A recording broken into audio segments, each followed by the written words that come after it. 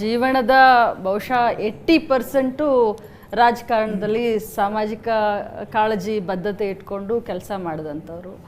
ತಾವು ಯಾವತ್ತಾದರೂ ತಮ್ಮ ಫ್ಯಾಮ್ಲಿ ಜೊತೆ ಏನಾದರೂ ಸ್ವಲ್ಪ ಕೂತ್ಕೊಂಡು ಎಂಜಾಯ್ ಮಾಡ್ತೀರಾ, ಅಥವಾ ಬೆಳಗ್ಗೆ ಆದರೆ ಅತೀಕ್ ಸರ್ ಬರ್ತಾರೆ ಆಮೇಲೆ ನಾವೆಲ್ಲ ಬಂದು ಕೂತ್ಕೊಳ್ತೀವಿ, ಬರೀ ಇದೇ ಜೀವನ ಆಗೋಯ್ತಾ ಸರ್? ಏನು ಸ್ವಲ್ಪ ಫ್ಯಾಮ್ಲಿಗೂ ಟೈಮ್ ಕೊಡ್ತೀರಾ ಸರ್ ತಾವು?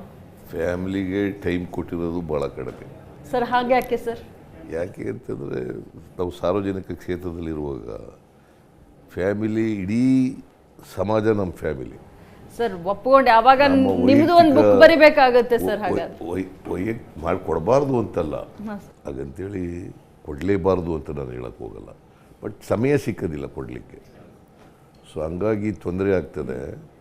ಅದಕ್ಕೆ ಲೋಕಿ ಅವರು ಏನು ಹೇಳ್ತಿದ್ರು ಗೊತ್ತಾ, ನೀವು ಒಳ್ಳೆ ಸಾರ್ವಜನಿಕ ವ್ಯಕ್ತಿ ಆಗ್ಬೇಕಾದ್ರೆ, ರಾಜಕಾರಣಿ ಆಗ್ಬೇಕಾದ್ರೆ ಮದುವೆ ಆಗಿಬಿಡಿ ಅಂತ ಹೇಳ್ತೀವಿ.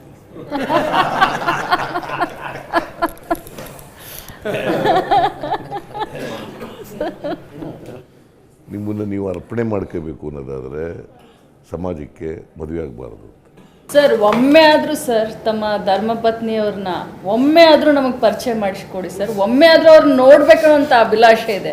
ಯಾಕಂದರೆ ತಾವು ಎಲ್ಲರಿಗೂ ಸರ್ ಬಸವಣ್ಣನವರ ತತ್ವದಲ್ಲಿ ಪಾಲನೆ ಮಾಡ್ತೀರಾ.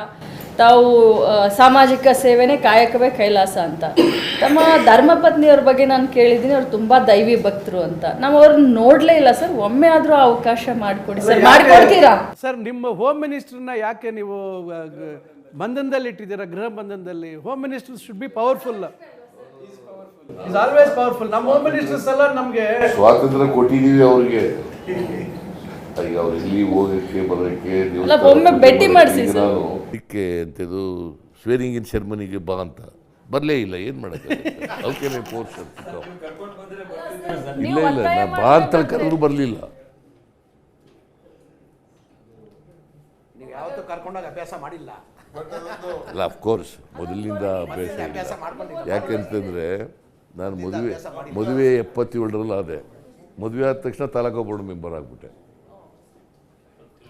77, 78ರಲ್ಲಿ ತಾಲೂಕು ಬೋರ್ಡ್ ಮೆಂಬರ್ ಆಗಿಬಿಟ್ಟೆ.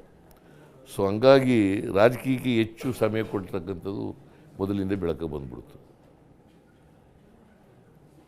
ಸೊ ಇದು ಹಿಂಗೆ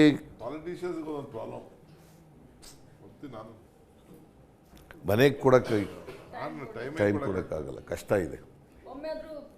ಈಗ ನಾನು ಅನೇಕ ಸಾರಿ ಲೇಟಾಗಿ ಬರ್ತೀನಿ. ನಾವು ಹೋಗಿ ಬರೋದ್ರಷ್ಟರೊಳಗಡೆ ಮಲಗಿಬಿಟ್ಟಿರ್ತಾರೆ ಸರ್. ಈಗ ಆಯ್ತು, ಈಗ ಲಕ್ಷ್ಮಿಯನ್ನ ಕೇಳ್ತಾ ಇದ್ರೆ ಎಲ್ಲರೂ ಕೊಟ್ಟು ನಮ್ಮ ಊಟಕ್ಕೆ ಮಾಡಿ ಒಂದು ಪರಿಚಯ ಮಾಡಿಕೊಡಿ ಸರ್. ನಮ್ಮನ್ನೆಲ್ಲ ಪರಿಚಯ ಮಾಡಿಸ್ಕೊಡಿ ಸರ್. ನಾವು ಅಮ್ಮ ಅವ್ರು ನೋಡ್ಬೇಕಂತ ತಾನೆ, ಅಮ್ಮ ಅವ್ರು ನೋಡ್ಬೇಕಂತ ಮಾತಾಡಿ ಒಂದು ಊಟಕ್ಕೆ ಕರೆದ್ಬಿಡಿ ಸರ್. ನಾವೆಲ್ಲ ಬರ್ತೀವಿ.